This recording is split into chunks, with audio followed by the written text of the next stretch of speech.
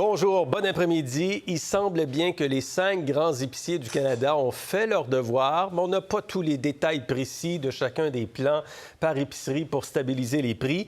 Le ministre fédéral François-Philippe Champagne, qui a demandé aux épiciers d'élaborer des plans pour calmer l'inflation alimentaire, dit « Mon approche fonctionne ».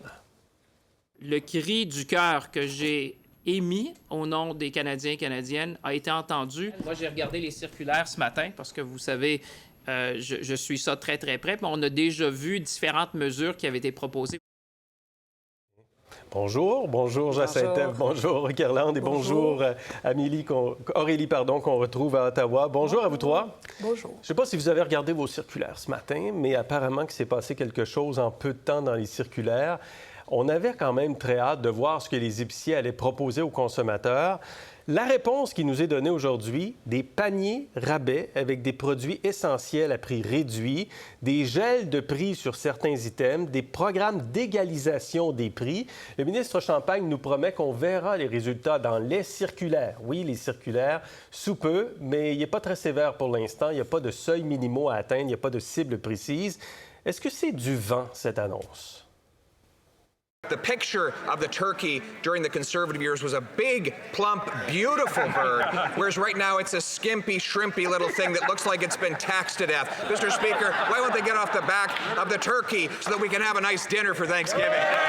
And the Prime Minister wasn't willing to do anything until he started falling behind in the polls. That's 2 years that Canadians have been struggling because this government's unwilling to take on the real problem, which is corporate greed. OK. Aurélie, est-ce qu'on a accouché d'une souris aujourd'hui? C'est sûr que c'est peut-être un petit peu bénin pour s'attaquer aux problèmes auxquels sont confrontés tous les Canadiens. On a un peu l'impression que cette mesure-là, elle vise à sauver les meubles. C'est-à-dire qu'on arrive au bout de la chaîne alimentaire, on se rend compte que les prix sont complètement hors de contrôle et aussi que notre action sur les autres maillons de la chaîne alimentaire est assez limitée. Alors là, on présente une solution comme ça qui vise, oui, véritablement à sauver les meubles pour donner un peu de soulagement aux consommateurs qui sont à bout. Mais je pense qu'on reste placé dans une situation qui est appelée à s'aggraver ou à se reproduire sans cesse. Oui, il n'y a pas de seuil, il n'y a pas de cible, Jacinthe. Il n'y a pas beaucoup d'informations. Monsieur Champagne est arrivé avec ça il y a 2 semaines en disant « Je vais convoquer les PDG à Ottawa et présentez-moi un plan avant l'Action de grâce ». Est-ce que vous êtes convaincu aujourd'hui? Bien, je trouve qu'on fait de la sursimplification d'enjeux et de problèmes complexes.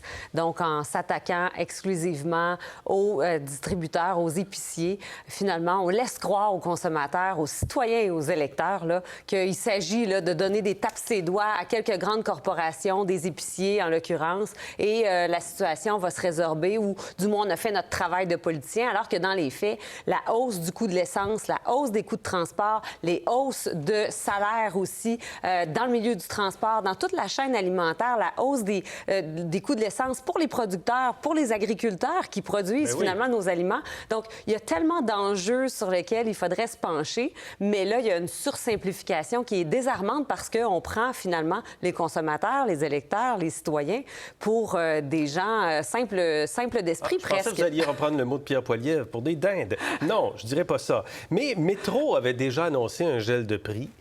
Maxi a une promotion de prix égalée, ce qu'ils appellent les prix imbattables. Est-ce que les épiciers embobinent un peu le gouvernement fédéral? Comment vous voyez les choses, Kirlande? Pour moi, c'est la poursuite des efforts de relations publiques. On est toujours dans le marketing politique. On est toujours dans le marketing politique.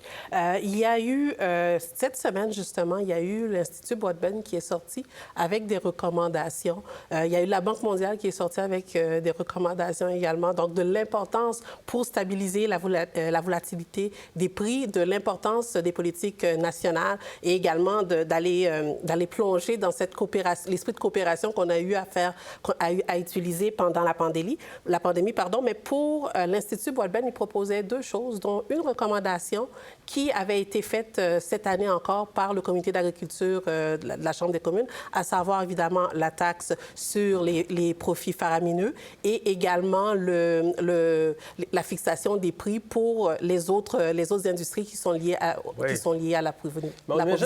C'est quand même difficile de geler des prix, de fixer des prix, parce que les épiciers aussi ont des coûts quand même. L'inflation frappe frappe à peu près tout le monde.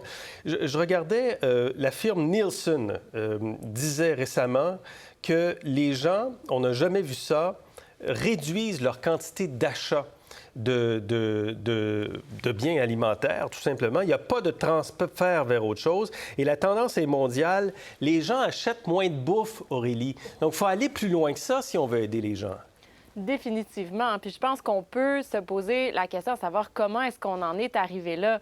Une fois, de temps en temps, on va se mettre à discuter d'autonomie alimentaire. Bien, force est de constater qu'en fait, on s'est dirigé exactement dans la direction opposée. Hein? Parce que les épiciers, quand ils se présentent devant le gouvernement en disant, vous savez, on ne peut pas faire peser toute la responsabilité du prix des aliments sur nous parce qu'on n'est pas responsable des coûts de l'énergie, parce qu'on n'est pas responsable du prix des matières premières. C'est là qu'on constate aussi que, étant donné que ce sont des chaînes d'approvisionnement qui sont mondialisées, le gouvernement n'a plus nécessairement la possibilité d'exercer un contrôle réel sur l'abordabilité des aliments. Et au bout de la ligne, le consommateur se retrouve dans une situation où il doit acheter moins de nourriture. Il faut s'arrêter un instant pour mesurer l'ampleur de ce problème-là dans un pays du G7. Là, mais là, quand on parle d'un panier de produits, Jacinthe-Ève, qui serait à moindre coût, là, on identifie des produits, nous dit-on, qu'on pourrait offrir à moindre coût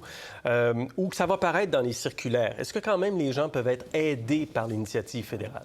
Bien, certainement. Si on identifie certains produits qui sont plus abordables, ça peut certainement aider, mais la marge de profit, elle peut être récupérée sur d'autres produits. Exact. Donc, il y a toujours moyen de s'en reprendre. On reste toujours dans les mesures d'apparence, mais ça peut certainement aider les familles qui vont pouvoir peut-être sélectionner ces produits-là.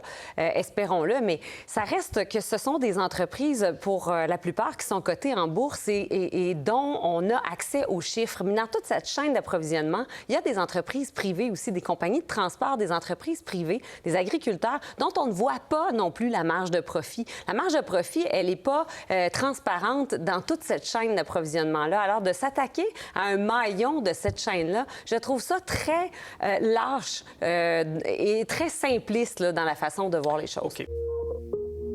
Pour voir nos émissions en entier, rendez-vous sur la chaîne ICI RDI.